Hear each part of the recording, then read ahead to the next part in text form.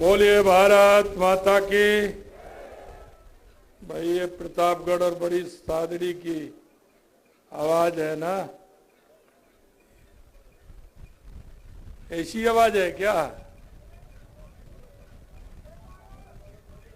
बोलिए भारत माता की। अभी आप रुकिए, अभी मैं माता बहनों से कहूंगा, वो बोलेंगे इधर, उधर भी माता बहनें इधर भी हैं, फिर आपका मालूम पड़ेगा आप कितना बोल रहे हैं। उसके बाद फिर आपको बोलना है। एक बार माता बहनें बोलेंगी भारत माता की, अब आपको बोलना है बोलिए भारत माता की। आपसे तो आवाज उनकी ज्यादा थी, अभी मिलकर के बोलना है बोलिए भारत माता की। आज की इस सबसे पहले बड़ी सादड़ी चित्तौड़ की सभा में सबसे पहले मैं मां तुलजा भवानी के चरणों में नमन करता हूं, कालका माता जी को मैं नमन करता हूं और हमारे सामलिया सेठ जी को मैं नमन करता हूं और मैं यहाँ की चित्तौड़ की इस पवित्र भूमि को नमन करता हूं कि ये सूरवीरों की भूमि है। मैं इस भूमि को भी नमन करता हूं। मंच पर विराजमान पार्टी के वरिष्ठ नेता, कैबिनेट में मेरे साथी, आपके अपने लाडले भाई हेमंत मीणा जी, कैबिनेट में मेरे राज्य मंत्री के रूप में भाई गौतम दत्त जी, पार्टी के हमारे जिला अध्यक्ष भाई गोपाल कुमावत जी, प्रदेश के मंत्री भाई पिंकेश पोरवाल जी, जिले के प्रभारी भाई मुकेश रावत जी, हमारी सभापति नगर पालिका प्रतापगढ़ रामकन्या गुर्जर जी, प्रधान पंचायत समिति प्रतापगढ़ रमेश मीणा जी, सभापति बड़ी सादड़ी विनोद जी, पूर्व जिला प्रमुख बद्रीलाल जी पाटीदार, हमारी पार्टी के वरिष्ठ नेता पूर्व जिला अध्यक्ष धनराज जी शर्मा जी, पूर्व सभापति कमलेश जी डोई साहब, मंच पर विराजमान पार्टी के सभी नेतागण और मेरे सामने बैठे इस क्षेत्र के सभी पूजा योग बुजुर्गों, नौजवान दोस्तों और इतनी बड़ी संख्या में आई मेरी माता और बहनों, सबसे पहले मैं आप सभी को वंदन करता हूं, आपका अभिनंदन करता हूं कि आप इतनी बड़ी संख्या में यहां पहुंचे हैं। मित्रों, मैं आपसे कहना चाहता हूं कि आप सभी को पता है कि 26 अप्रैल को लोकतंत्र का महापर्व है और यह लोकतंत्र का महापर्व हमें 5 साल में सरकार चुनने का मौका देता है। मैं आपसे इतना कहना चाहता हूं, 2014 से पहले की स्थिति आप देखिए कि देश में 2014 से पहले क्या स्थिति थी। आए दिन घोटाले होते थे, आए दिन आतंकवादी आते थे, आतंकवाद करके चले जाते थे। देश तुष्टीकरण के आधार पर चलता था, देश तुष्टीकरण के आधार पर चलता था और जिस तरह से राजनीतिक पार्टियों का जनता से भरोसा उठ गया था, सोचते थे कि आखिर क्या किया जाए। लेकिन आपने देखा होगा 2014 के बाद देश के यशस्वी प्रधानमंत्री माननीय नरेंद्र मोदी जी ने देश में परिवर्तन लाने का काम किया, देश में परिवर्तन लाने का काम। यही नहीं, मैं आपसे कहना चाहता हूं, इस कांग्रेस ने बड़े बड़े नारे दिए थे, ये गरीबी हटाओ के नारे देते थे, लेकिन कांग्रेस का कभी गरीब से वास्ता नहीं रहा, कभी गरीब के बारे में सोचा नहीं। अगर गरीब के बारे में सोचा तो देश के यशस्वी प्रधानमंत्री नरेंद्र मोदी जी ने सोचा, हमारी माता बहनों के बारे में सोचा तो देश के यशस्वी प्रधानमंत्री नरेंद्र मोदी जी ने सोचा, हमारी गरीब कल्याण की योजनाओं से लेकर के, देश के विकास से लेकर के, सीमाओं की सुरक्षा से लेकर के और देश को दुनिया में गौरव दिलाने से अगर किसी ने काम किया तो वो देश के यशस्वी प्रधानमंत्री नरेंद्र मोदी जी ने किया। मैं आपसे निवेदन करना चाहता हूं, हमारी बड़ी संख्या में हमारी माता बहनें बैठी है, क्या इनका दर्द किसी ने देखा? क्या इनका दर्द किसी ने सुना? अरे मैं कहना चाहता हूं, 75 साल में सबसे ज्यादा अगर राज किया तो इस कांग्रेस पार्टी ने किया, कांग्रेस पार्टी ने किया। लेकिन किसी के मन में विचार आया क्या कि हमारी माता बहनें शाम को सोच जाती हैं तो रात्रि होने का इंतजार करती, और सुबह जब शौच के लिए आती तो भोर से पहले जाना पड़ता था। अगर किसी ने माता बहनों के बारे में विचार किया तो वो देश के यशस्वी प्रधानमंत्री नरेंद्र मोदी जी ने किया, और घर घर शौचालय बना करके माता बहनों को सम्मान देने का काम किया तो देश के यशस्वी प्रधानमंत्री नरेंद्र मोदी ने किया। यही नहीं भाई और बहनों, हमारी माता बहनों के लिए आपने देखा होगा जिस तरह से बारिश के समय में ईंधन गीला हो जाता था, हमारी माता बहनें किस तरह से उस ईंधन को बचा के रखती थी, लेकिन फिर भी बारिश में फूंक देते देते देते आधा धुआं फेफड़ों में जाता था, आधा आंखों में जाता था। कितनी बड़ी स्थिति खराब होती थी। लेकिन मैं आपसे कहना चाहता हूं, माता बहनों को उज्ज्वला का कनेक्शन दे करके हमारी माता बहनों के साथ सम्मान देने का काम किया तो देश के यशस्वी प्रधानमंत्री नरेंद्र मोदी जी ने किया। मैं किसान भाइयों से कहना चाहता हूं, किसान की चिंता आज तक किसी ने नहीं की। अगर किसान की चिंता की तो देश के यशस्वी प्रधानमंत्री नरेंद्र मोदी जी ने की। अगर किसान की पहले चिंता की तो भारतीय जनता पार्टी की जब सरकार आई थी तो देश के पूर्व प्रधानमंत्री अटल बिहारी वाजपेयी जी ने की। मैं आपसे कहना चाहता हूं, उससे पहले कहीं गांव में सड़क थी क्या? अरे सड़क थी क्या प्रधानमंत्री अटल बिहारी वाजपेयी जी से पहले? गांव में सड़क निकालने का काम किया कि नहीं किया? हर गांव में सड़क पहुंचाने का काम किया कि नहीं किया?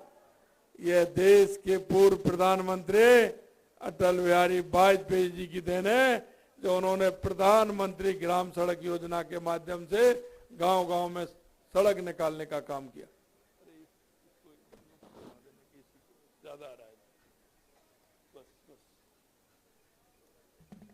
यही नहीं मेरे भाई और बहनों, अभी अगर किसान को सम्मान निधि देने का काम किया तो देश के यशस्वी प्रधानमंत्री नरेंद्र मोदी जी ने किया। कि आपको कभी किसी ने सम्मान निधि दी क्या? अरे बताएं मेरे किसान भाइयों, अब किस किस को सम्मान निधि मिलती है? एक बार हाथ तो खड़ा करिए। अरे आता है ना? अरे मोबाइल में मैसेज आता है कि नहीं आता है? कैसा लगता है?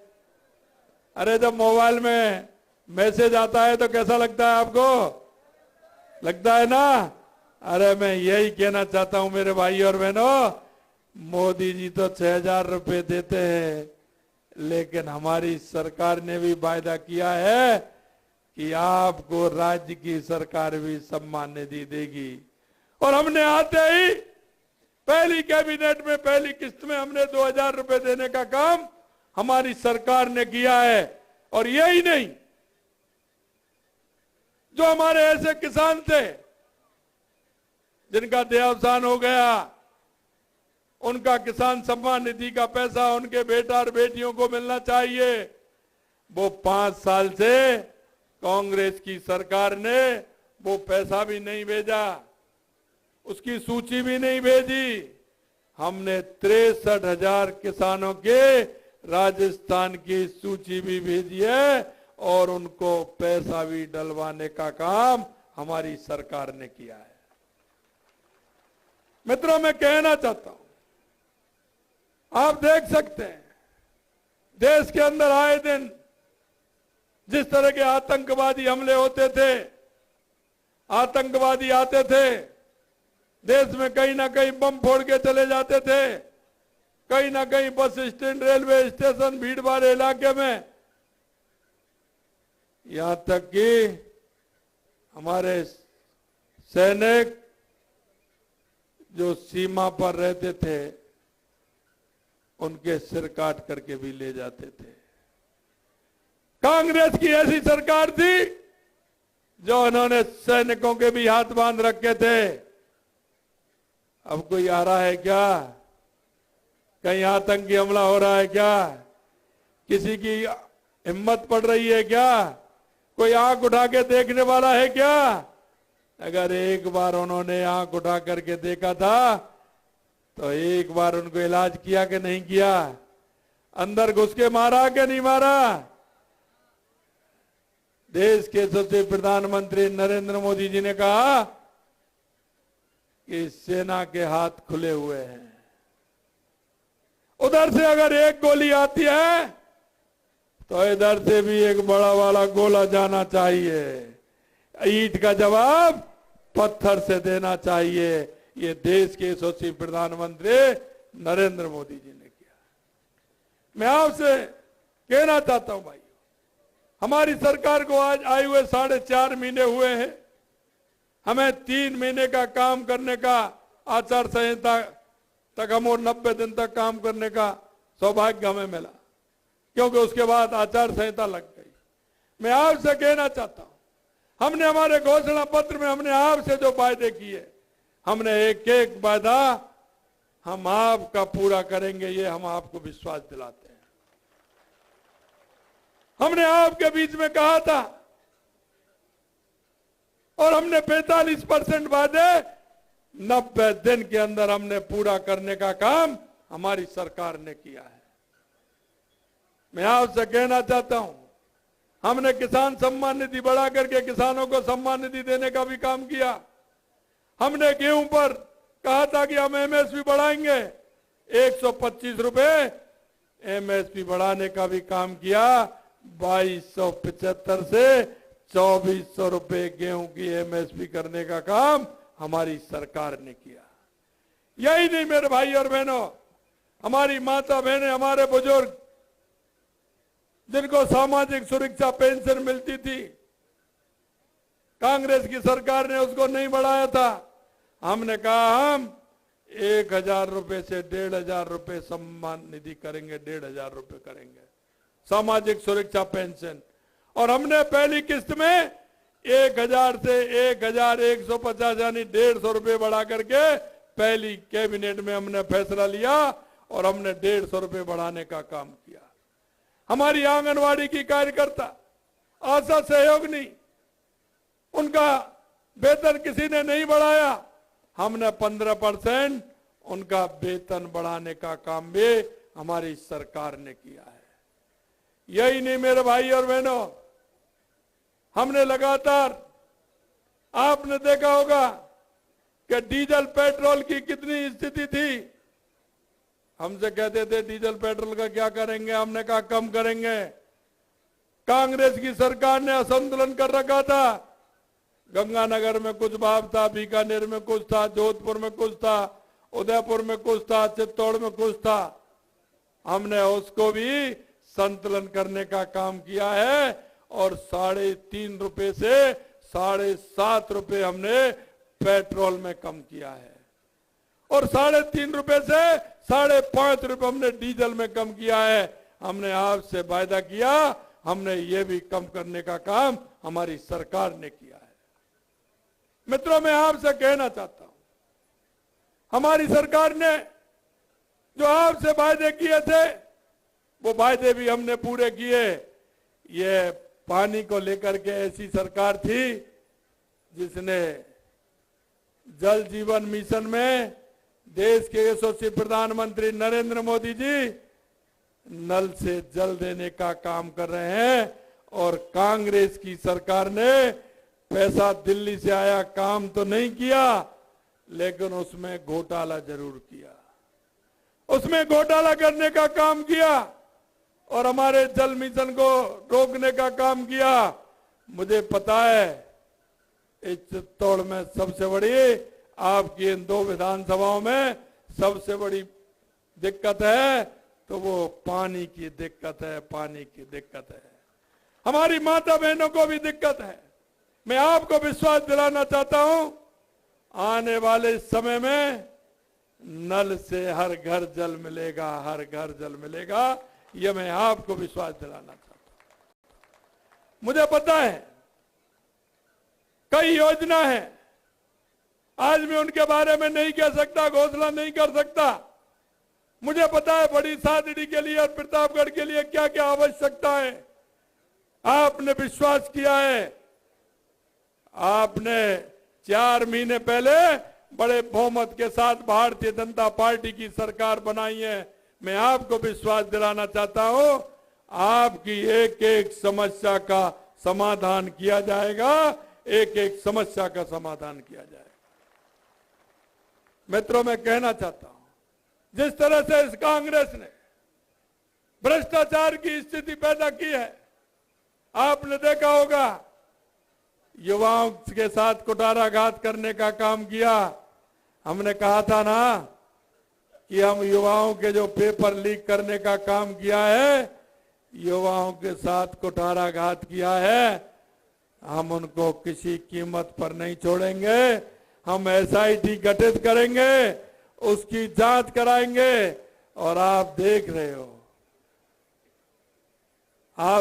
हो कि हमने 97 यानी 97 लोगों को गिरफ्तार करने का काम किया है, 97 लोगों को गिरफ्तार करने का काम हमने कहा है।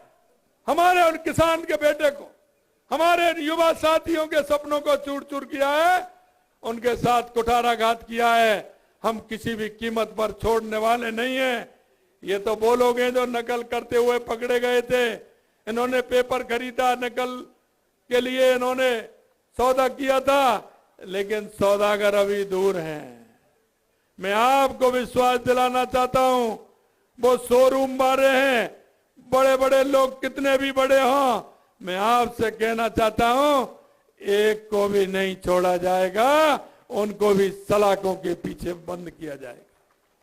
हमने आपसे वायदा किया था कि जहां गैंगस्टर आते हैं, व्यापारियों को धमकाते हैं, कहीं फायरिंग करके चले जाते हैं, मैं आपसे कहना चाहता हूं, वो राजस्थान के अंदर ऐसा गैंगस्टर कोई आएगा नहीं, और आएगा तो राजस्थान से वापस जाएगा नहीं, यह मैं आपको विश्वास दिलाता हूं।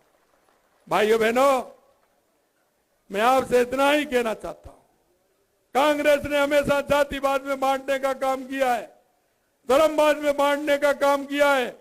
यह चुनाव देश का चुनाव है, यह चुनाव हमारे राष्ट्र का चुनाव है, यह चुनाव दुनिया में भारत की बढ़ती हुई सम्मान और गौरव का चुनाव है, यह चुनाव हमारे गरीब कल्याण का चुनाव है, यह चुनाव हमारे देश के विकास का चुनाव है, यह चुनाव हमारी सीमाओं को सुरक्षित करने का चुनाव है। आपने देखा होगा देश के यशस्वी प्रधानमंत्री नरेंद्र मोदी जी ने कोरोना के समय पर किस तरह से काम किया। कभी हमने जातिवाद की बात की क्या? अरे मैं कहता हूं, किसान सम्मान निधि सभी को मिलती है कि नहीं मिलती है? आप बताइए, सबको मिलती है कि नहीं मिलती है? आप बताइए किसी जाति बात की क्या हमने? खाद्य सुरक्षा का सभी को मिलता है ना, खाद्य सुरक्षा सभी को मिलती है। हमने किसके बारे में सोचते हैं? हम समाज के बारे में सोचते हैं, हम देश के बारे में सोचते हैं, हम देश को आगे ले जाना चाहते हैं, हम देश के विकास में विश्वास करते हैं। और कांग्रेस हमेशा लूट और झूठ की राजनीति करती है। मैं आपसे कहना चाहता हूं मेरे भाई और बहनों, अरे कांग्रेस के लोगों से पूछिए, मेरे से कई प्रेस वाले बंधु पूछ रहे थे, भाई कांग्रेस का घोषणा पत्र है, आप उस पर क्या कहना चाहेंगे?